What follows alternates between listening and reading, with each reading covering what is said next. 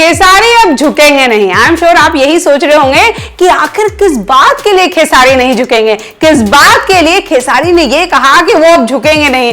तो चलिए थोड़ा इंतजार कीजिए, हम आपको बताते हैं पूरा ट्विस्ट। सुपरस्टार अल्लू अर्जुन का पुष्पा फूल नहीं फायर हूं मैं, झुकेगा नहीं डायलॉग हर तरफ छाया हुआ है। कहीं इस डायलॉग की धूम है तो कहीं यूजर्स पुष्पा के सामी सामी ओ अंटामा और श्रीवल्ली जैसे गानों पर खूब झूम रहे हैं। बहुत सारे रील बन रहे हैं। पुष्पा की कहानी हो या गाने, सब कुछ हिट साबित हुआ है।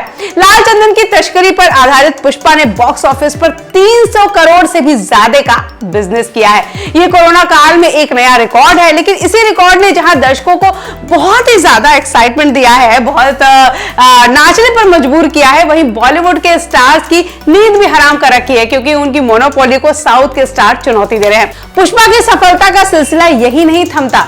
वो एक डायलॉग है ना, नाम ही काफी है। इसी डायलॉग को चरितार्थ कर दिया है भोजपुरी भाषा की एक होली गीत ने।